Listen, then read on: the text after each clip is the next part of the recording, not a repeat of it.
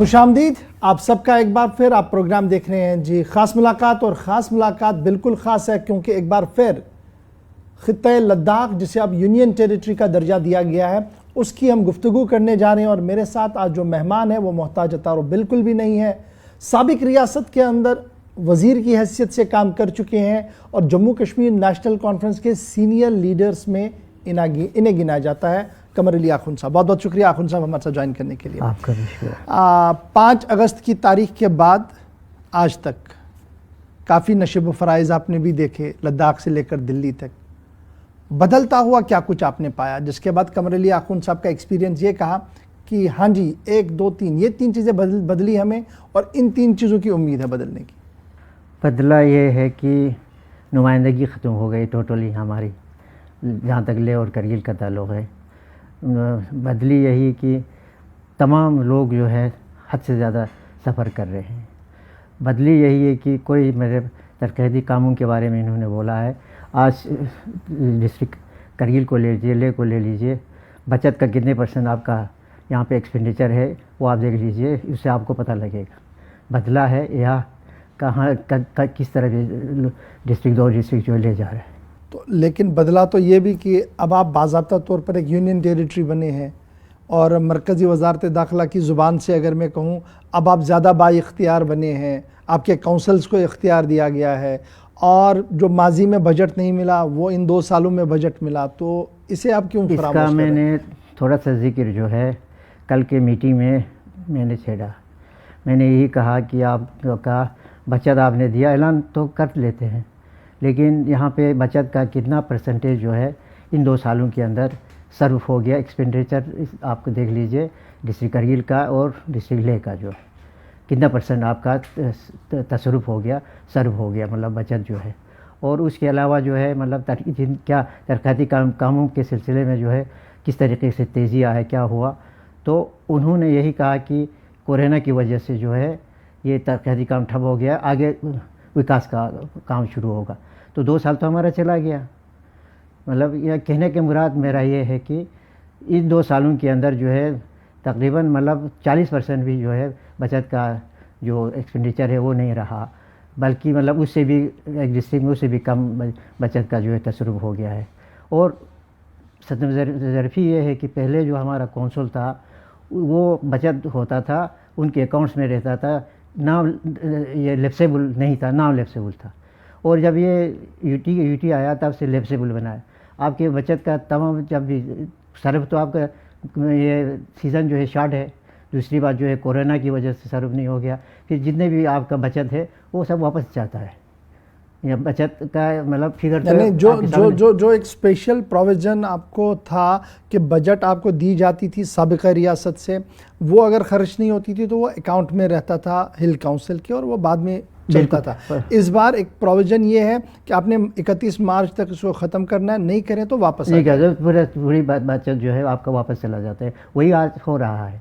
तो हमने ये बात भी उनको बात रखा उनके सामने जो है ये इसको जो है नॉन लेप्सेबल बनाइए, नहीं तो ये इसका कोई फ़ायदा नहीं है। आपका बचत आ जाता है वो सब वापस चला जाता है। सिर्फ ऐलानात होता है कि हमने इतने बचत जो है करगिल को दिया, इतने बचत जो है ले को दे दिया, लेकिन ग्राउंड पे कुछ उतरता नहीं है। कमर अली आखुन साहब, आप लद्दाख की सियासत को काफ़ी गहराई से देखते हैं, नेशनल कॉन्फ्रेंस के कद्दावर नेताओं में आपका शुमार है।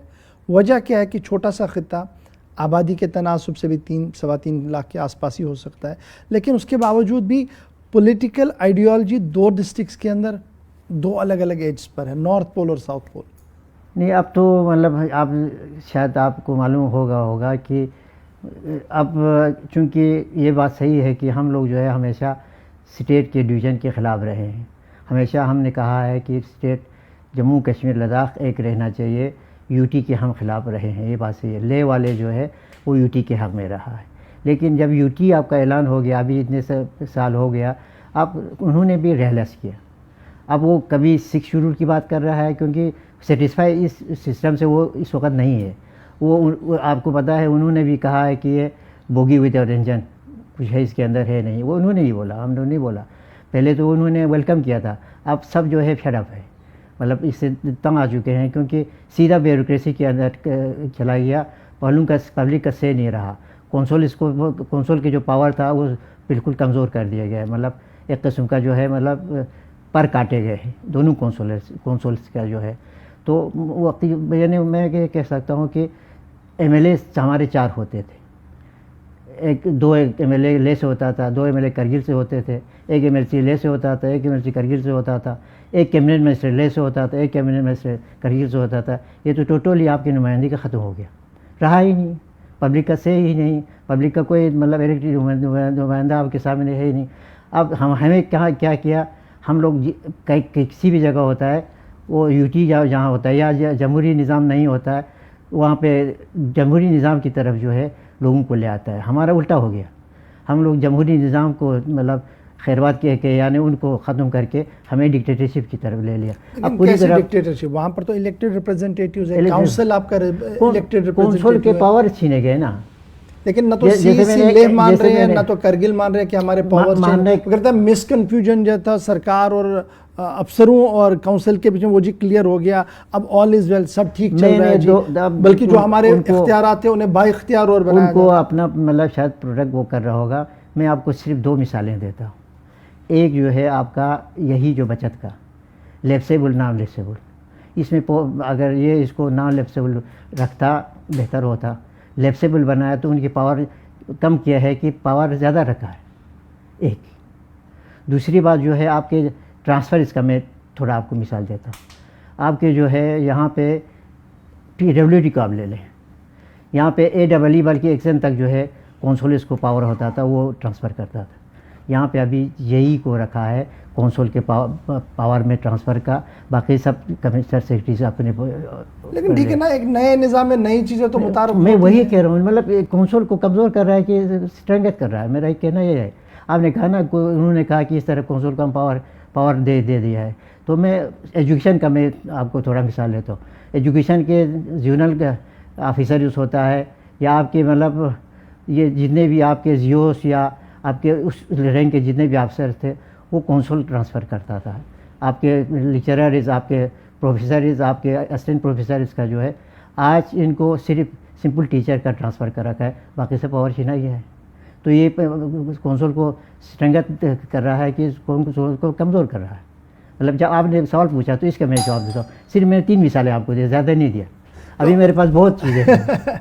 अच्छा, आप मतलब ये बताइए ना, अब जब मैं लेख के एतबार से देखता हूँ तो एपेक्स बॉडी है, और करगिल के जाविये से देखता हूँ तो काउंसिल के हेड अब आप हैं, आप रिप्रेजेंटेशन कर रहे हैं लद्दाख के अंदर। तो ये दोनों ग्रुप्स जो हैं, पॉलिटिकल इमर्जिंग ग्रुप्स जो हैं, क्या ये मुस्तकबिल में एक पेज पर आ सकते हैं? देखिए, हमारा एजेंडा क्लियर है। एजेंडा आपको मालूम है कि मैं बार बार रिपीट भी कर रहा हूँ कि हमने यहाँ पे कल इनके सामने भी बात रखी, या मंत्री के सामने जो है कि हमारा एजेंडा अलग है। हम मतलब हमारा पहला जो एजेंडा हमने रखा है कि हमारा 370 और 35 को जो है रिस्टोर करने की हमने बात की है। 5 अगस्त से पहले वाला पोजीशन जो है रिस्टोर करने की हमने बात रखी है, और उस पर हम लोग बिल्कुल मतलब पूरे करगिल जो है हमारे साथ है, पूरा करगिल में। आखुन साहब, इसी बात पर मैं पहले आऊँगा। आप सीनियर मोस्ट हैं, अपने शेख मोहम्मद अब्दुल्ला साहब के टेन्योर को देखा, फारूक साहब के टेन्योर को देखा, उमर अब्दुल्ला के टेन्योर को देखा, कद्दावर नेताओं में आपको माना। क्या ये पॉसिबल है आज के दिन में इस सिस्टम के अंदर, इस पॉलिटिकल सिस्टम के अंदर, आप जो डिमांड कर रहे हैं ये किसी जगह एक्सेप्टेबल है? ये आपको लगता है कि 1 दिन 2 दिन 10 साल 2 साल के अंदर ये वापस होना है पॉलिटिकली? देखिए, हम लोग जो है इसमें तो लीगल बैटल वो छोड़ दीजिए, पॉलिटिकली सुप्रीम कोर्ट में भी हम लोग मतलब करगिल डेमोक्रेटिक अलायंस पार्टी बना है। ठीक है, वो तो अलग बात। दूसरी बात जो है, देखिए डिमांड हम रखना है। मतलब अभी आप देखेंगे कि बीजेपी वालों ने जो है 70 साल जो है सदर ख़त्म करने की बात कही, 70 साल के बाद ये ख़त्म किया। अभी हमें तो मतलब जुमा 2 साल भी नहीं हो गया, तो हमारा डिमांड तो सामने रखना है ना। यानी ये वैसा ही डिमांड है जैसे फारूक अब्दुल्ला साहब ने सन 96 में चुनाव लड़ने से पहले नारा दिया कि हम 52 की पोजीशन को रेस्टोर करना चाहते हैं, स्टेट ऑटोनॉमी को रेस्टोर किया जाए। क्या मैं ये मानूं कि आज अब 52 नेशनल कॉन्फ्रेंस भूलकर 5 अगस्त पर आ गए? नहीं, उस वक़्त देखिए, उस वक़्त ये मतलब गलत नारा नहीं था। उस वक़्त पी नरसिम्हा राव जो है प्राइम मिनिस्टर था, उसने फारूक साहब को वादा दिया था, स्काई पार्लियामेंट में बोला था स्काई इज़ लिमिट, कि यहाँ शेर कश्मीर तो मैं वही कह रहा हूँ, SKCC में मतलब भी ये इस तो बात- गवर्नमेंट ऑफ इंडिया जो है अपने वादे से मतलब मुकर नहीं, रहा है। नहीं, तो मेरा सवाल तो सीधे से है ना, मैं गवर्नमेंट ऑफ इंडिया की ओर जाऊंगा नहीं, मैं नेशनल कॉन्फ्रेंस की बात कर रहा हूँ, वही क्योंकि मैं कह रहा आप हूँ। एक कद्दावर नेता और मुझे पता कि आपकी बात की वैलिडिटी कितनी नेशनल कॉन्फ्रेंस के लिए, मेरा- इसलिए मैं ये सवाल मेरा ये आपसे पूछ कहना रहा है, हूँ कि मतलब- सन 96 में फारूक साहब ने ऑटोनॉमी का नारा दिया और आज आप 5 अगस्त का नारा दे रहे हैं, क्या ये बड़ी तब्दीली है? मेरा ये कहना है कि मतलब गवर्नमेंट इंडिया में जो है वो उनकी जो है ज़बान पे वो मतलब कायम रहता नहीं है, जो वादा करता है वादा खिलाफ़ी करते जा रहा है। उस वक्त पी नरसिम्हा राव ने कहा था स्काई इज़ लिमिट, यानी आपको उसमें मतलब इकॉनमी तो मतलब छोटा हो गया ना, यानी फिर उसके बाद जो है गवर्नमेंट आ गया हमारा, उस वक्त मैं भी चुन के आया मिले, वहाँ पे हमारा पूरा बाज़ाब्ता जो है असेंबली के अंदर रेजोल्यूशन पास करके दे दिया। तो वो अटल बिहारी वाजपेयी के दौर में था, वो डस्टबिन में लगाया, हमने तो असेंबली के अंदर पास करके दे दिया रेजोल्यूशन। मतलब उसके बाद क्या किया नेशनल तो कॉन्फ्रेंस? उसके बाद जो है खामोश हुए। खामोश नहीं हुए, फिर उसी बीजेपी के साथ मंत्री भी बने। खामोश नहीं हुए, यही मतलब तो परेशानी है ना politics टाइम टू टाइम जो है आपका हमेशा जो है मतलब जो ऑटोनॉमी है आपके उसके तो हक में हमेशा 370 के हक में 35 के हक में हमेशा मतलब बोलता रहा, हमेशा स्ट्रगल करता रहा। नहीं, लेकिन बोलने और स्ट्रगल में काफी फर्क है। नेशनल कॉन्फ्रेंस बोलती रही 5 अगस्त को, स्ट्रगल नहीं किया, सीधी सी बात है। स्ट्रगल है ना, कड़वी बात ये जरूर है, assembly- हो सकता है आज के दिन में बहुत सारे लोगों को ये गलत भी लगे, लेकिन ये बात सही है। असेंबली के अंदर जो है आपको रेजोल्यूशन पास करके उसके देना, बाद क्या हुआ? तो उसके बाद भी मतलब अपने बात पर कायम रहा। बात तो आपने मतलब यहाँ पे जब भी आपके गवर्नमेंट आया नहीं आया अपोजिशन में रहा, बात तो आपके सामने रखी। मुझे ये बताइए ना, जिस हमारा सरकार ने आपके स्टेट रेजोल्यूशन को पढ़ा तक नहीं और छोड़ दिया, फिर उसी सरकार के साथ भी तो आप बने रहे। नहीं, वो कुछ टाइम के लिए बाद में निकल आया, 10 ही दिन के लिए बने तो रहे ना। खैर आज भी तो आप करगिल में उसी सरकार के साथ हो हैं। रहा है, मतलब लेकिन कुछ दिन के लिए रहे, उसके बाद बाहर आज भी तो निकला। करगिल में आप उसी सरकार में हैं। करगिल में मतलब ये बात है, करगिल का जो आप उनसे पूछिए, मतलब यहाँ पे जिस वक्त यहाँ पे करगिल डेमोक्रेटिक अलायंस था, उनके मेंबर थे, उनसे हमने समझौता किया था, इनसे नहीं। तो उसी ये वैसी बात है कमर साहब, क्या बता रहे हैं आप? ये तो आप ऐसी बात बता रहे हैं कि ना माजी में वो थे, वो जिस जनसंघ था, आज बीजेपी है, हमने तो जनसंघ के साथ समझौता किया था। आप ऐसी बात आप जो बता अभी जो आपका यहाँ पे ये एग्जीक्यूटिव बनाया है ना, उनसे आप पूछ लीजिए ना वो किस कंटेक्स्ट में हम लोगों ने उनको साथ नहीं, लाया। कॉन्टेक्स्ट छोड़ दीजिए ना, आपको नहीं पता कि वहाँ आप किस सपोर्ट पे वहाँ पर है? नहीं, उसमें हम लोग उसमें हम देखेंगे उसमें क्या किया जा सकता है। आपको नहीं, यही तो बुनियादी वजह नेशनल कॉन्फ्रेंस के लिए बनती है ना बाद में, कि देखिए आप तो बड़ी चीज़ें बताते हैं, लेकिन जब वक्त इम्तिहान आ जाता तो सरेंडर हो जाता। वो हम लोग अपनी जो एजेंडा है उस पर हम क्लियर है, उसमें हमें आँच देने आना नहीं देना है, वो उसका हम पे स्टैंड है। हम जो यूनाइटेड स्टेट की यानी बाइफिकेशन के हम खिलाफ हैं, यूटी के हम खिलाफ हैं। मतलब यहाँ पे जो जम्मू कश्मीर लद्दाख जो है पहले जो जिस तरीके से 3 इकाई साथ था, उसको फिर चीज़ बड़ी जो मेरे नाजरीन भी ये जानना चाहेंगे, जब हम लेख के पॉइंट ऑफ व्यू से बताते हैं, ठीक है जी यूटी ठीक है ना, अब इस यूटी को स्ट्रेंथन करना है जी, हमने स्ट्रेंथन करके 6 शेड्यूल भी मांग रहे हैं और साथ साथ सिक्किम की तर्ज की असेंबली भी मांग रहे हैं। लेकिन जब मैं ले आता हूँ तो यहाँ पर आवाज़ थोड़ी सी डिफरेंट हो रही है। क्या बता रहे हैं? 5 अगस्त को हम मांगते नहीं हैं जी, रियासत वापस हो, नंबर 1, और नंबर 2 चलिए आगे भी बढ़ते हैं जी, फिर हमने असेंबली भी दी जाए। तो ये तजाद नहीं है लेख के अंदर? तजाद नहीं है। हमारा मतलब असली जो है हमारा एजेंडा है, मतलब क्योंकि हम लोग हमारा अलग रिश्ता है कश्मीर के साथ, अलग रिश्ता है जम्मू के साथ। मतलब अभी हमारा मतलब तमाम चीज़ रीजनल आइडेंटिटी रही है, वही मैं कह रहा हूँ। मतलब यहाँ पे कश्मीर के साथ हमारा अलग रिश्ता रहा है, हमारा हर चीज़ जो है हम डिपेंडेबल कश्मीर पे है, जम्मू पे है। और विंटर में हमारे तमाम लोग जम्मू में रहते हैं, जम्मू के साथ भी हमारा रिलेशन बहुत अच्छा है, और उनका मतलब काफ़ी हमारे लोगों को इज्जत, हमारी कितनी आबादी आके जम्मू में रहते हैं विंटर में जो है। तो हमारा मतलब जो पहला जो है हम समझते हैं कि फ़र्ज़ भी बनता है, लोगों का रुझान भी वही है, लोगों का जज्बात भी वही है, लोगों के एहसास भी वही है, किसी तरीके से जो जम्मू कश्मीर के साथ आप फिर मतलब जम हो जाए। पहला हमारा ये हकीकत है, मैं इस हकीकत बता रहा हूँ आपको। लेकिन अब यहाँ पे कहा कि 370 जो है आपके ये सब जुडिस है या कुछ और बातें हैं, कुछ और बातें, तो 6 शेड्यूल की बात ले वालों ने बोला। उसके बाद आज वो यूटी लेजिस्लेचर की बात, यूटी के तो हम बिल्कुल मुखालिफ में हैं, हम 6 शेड्यूल के मुखालिफ में हैं। तो उसके मुकाबले में हमने कहा फिर अगर आप यहाँ पे मिल के अगर काम करना चाहते हैं तो, क्योंकि वो हमारे पास आए बात किया तो हमने उनको ये कहा कि फिर फुल स्टेटहुड का जो है डिमांड करो, मिल के करो, उसमें हम लोग साथ यही तो मैं पूछ रहा था ना। देखिए, या तो आप बताइए ना कि हम 5 अगस्त के फैसले को नहीं मानते हैं, बस ये हमारा क्लियर स्टैंड है। आप कह रहे हैं कि ठीक है जी, फिर स्टेटहुड भी अगर मिलता तो हम चलेंगे। उसमें हम ये आपको नहीं लगता कि ये दोनों आप चित भी अपने पास रखना चाहते हैं और पट भी अपने पास रखना चाहते हैं? 5 अगस्त वाले पोजीशन पे हम सब क्लियर हैं।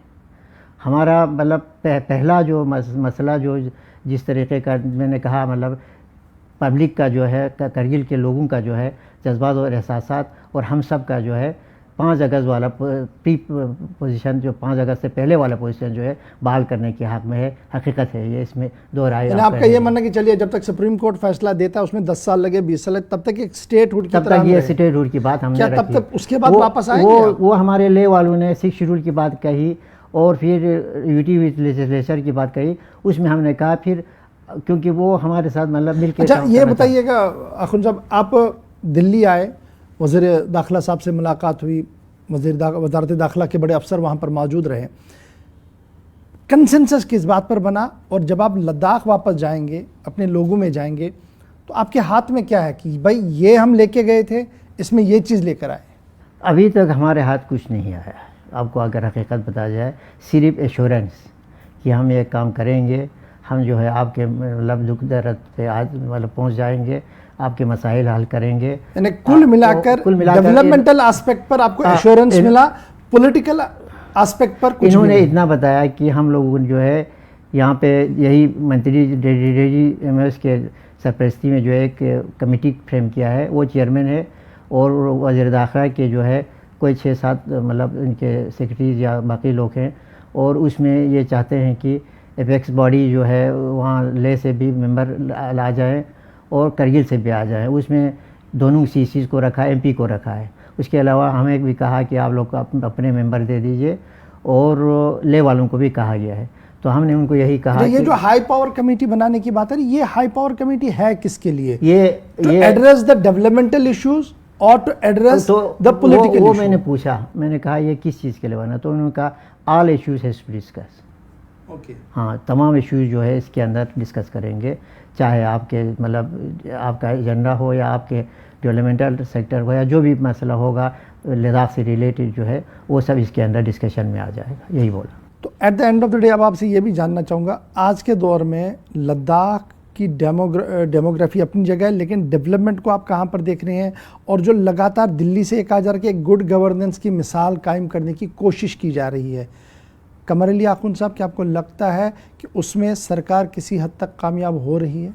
टोटली नाकामयाब। मैं आपको कह रहा हूँ कि मतलब बचत का भी कितना % सर्व हो गया है, आप उसी से अंदाज़ा लगा सकते हैं कि मतलब किस तरीके से जो है वहाँ काम चल रहा है। लोगों के मसाइल तो हल नहीं हो रहा है। एक्सेस क्या है लोगों का? एक्सेस भी नहीं है ना, क्योंकि ब्यूरोक्रेट लाइन से वो गवर्नमेंट चला रहा है, मतलब सेलेक्टेड 2-3 पर ब्यूरोक्रेट जो है गवर्नमेंट चला रहा है। उनको पब्लिक का क्या मसला है, मुश्किलात है, एहसास ही नहीं है। अगर वहाँ पे पब्लिक के नुमाइंदे होते, मतलब पब्लिक रिप्रेजेंटेटिव जो होते, यहाँ पे वहाँ पे पब्लिक के जो है नुमाइंदे होते तो एहसास हो जाता है कि आपका मानना है कि अगर वो 6 लोग जो पिछली असेंबली में थे अगर वो होते तो फ़र्क पड़ता है? जो अभी सिटिंग है इनके रहने से कोई फ़ायदा नहीं है? नहीं, अभी जो है गवर्नर के अंडर काम करता है। सिर्फ आपके जो भी फैसला होता है वो 2-3 आदमी फैसला लेता है, तो उसमें फैसला लेना जब पब्लिक नुमाइंदे होते हैं तो लोगों से पूछ के फैसला हो जाता था।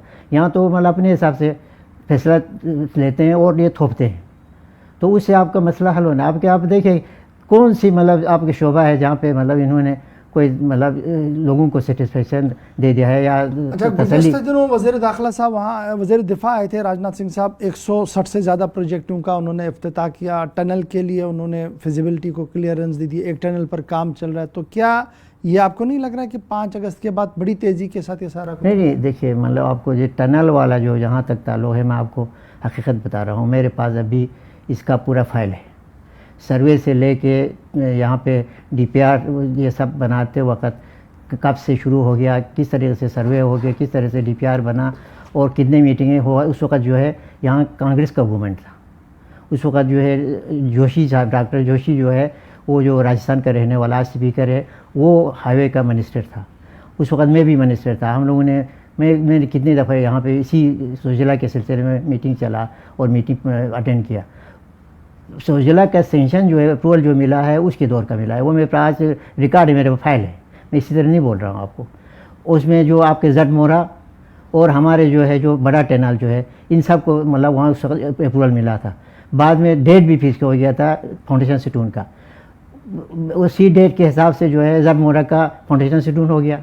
उस वक्त मैं मिनिस्टर था, उमर साहब जो है चीफ मिनिस्टर थे और डॉक्टर जोशी जो था वो आपका ये मरकज़ी वज़ीर था। तो वहाँ पे उस वक्त राहुल गांधी भी आए थे, तो वहाँ पे फाउंडेशन सिटून हो गया जट मोरा का, उसी डेट पे हो गया। लेकिन जो बड़ा टनल था उसका उसी डेट पर ये नहीं हो गया फाउंडेशन सिटून, तो ये पड़ा रहा। उसके बाद तो गवर्नमेंट चेंज हो गया, फिर उसके बाद पता नहीं कितने 2-3 दफ़ा टेंडर हो गया, फिर टेंडर होकर एक को अलाट हो गया। फिर वहाँ पे दिग्विजय सिंह ने वहाँ पे पार्लियामेंट में यहाँ पे गबन हो गया है, यहाँ पे प्रॉब्लम आ गया है। ये जो एक शख्स को नितिन गडकरी की किसी हिसाब पे ये मानना कि देखिए ये पुराने टेन्योर के ही काम थे जिन्हें आज रिबन काटा जा रहा है। मेरा वही कहना है, असली जो है सेंशन जो है उस वक्त हो गए थे। तो बाद में फिर मोदी जी ने रिबन काट के शुरुआत भी बाद में किया था। मतलब इसमें जो है वो टेंडरिंग में बहुत सारे प्रॉब्लम्स आए, मतलब वहाँ कैंसिल भी हो गया, फिर उसके बाद दोबारा टेंडरिंग किया, उसमें काफ़ी टाइम लगे। उसमें फिर प्राइम मिनिस्टर ने फीता काटा, मतलब फीता काटने के बाद भी 1 साल पेंडिंग रहा। फिर इस साल जो है इन्होंने शुरू किया है, अब देखिए क्या रहता है। मतलब हम तो उम्मीद यही रखेंगे इसमें जो है काम में तेज़ी आ जाए। और अभी जट मोरा वाला तो करीबन कंप्लीट के स्टेज पर है, क्योंकि वो टाइम पे काम चला। तो ये जो आपका अभी हमारा असली टनल है उस पर काम शुरू हो गया है। तो हम उम्मीद रखेंगे कि मतलब इसमें जो है काम तेज़ी से चलें और जो लोगों का देरेना डिमांड है वो फुलफिल हो जाए। और अच्छा, अब एक चीज़, क्योंकि आपका एक्सपीरियंस जम्मू कश्मीर में रहा है, अभी हदबंदी की बात हो रही है दिल्ली से और कमीशन श्रीनगर भी जा रहा है, पार्टियां मशवरे भी कर रही हैं। क्या लगता है आपको जम्मू कश्मीर की सियासत कहाँ की ओर जा रही है, इलेक्शन की ओर या बाइकआउट की ओर? नहीं, इलेक्शन तो बाइकआउट तो होना नहीं चाहिए। मेरा तो अपना ज़ाती राय यह है कि इलेक्शन के प्रोसेस में हिस्सा लेना चाहिए। लेकिन जहाँ तक डिलिमिटेशन का ताल्लुक़ है, हमसे हमारे साथ तो कोई उसका मशवरा भी नहीं है, न खिते लद्दाख से कोई ताल्लुक़ रखता है। नहीं, अब आप पार्टी को रिप्रेजेंट करने पार्टी के फारूक साहब के साथ बड़े राब्ते में, फारूक साहब का मूड क्या है? नहीं, पार्टी पॉइंट ऑफ व्यू से हमने हमारे वर्किंग कमेटी की मीटिंग भी चला, फारूक साहब को फुल्ली मतलब अथॉरिटी दिया कि किस तरह अब जो डिसीजन लेगा आप अपने हिसाब से ले लीजिए। तो यहाँ पे हमको जहाँ तक इंफॉर्मेशन है, मतलब यहाँ पे हमारे 3 एमपीज़ ने जो है इलेक्शन कमीशन के जो चेयरमैन है उनको लिखा है, मतलब कि हम लोग जो है पार्टिसिपेट करने में ये चीज़ें यहाँ आ रहा है, इसमें क्लैरिफिकेशन दीजिए क्या करें। ये जो उमर साहब का एक स्टैंड है कि जी मैं यूटी में चुनाव नहीं लड़ूंगा जी, बाकी पार्टी लड़ेगी, आपको लगता है कि ये एक स्टैंड उन्होंने लिया सही नहीं है?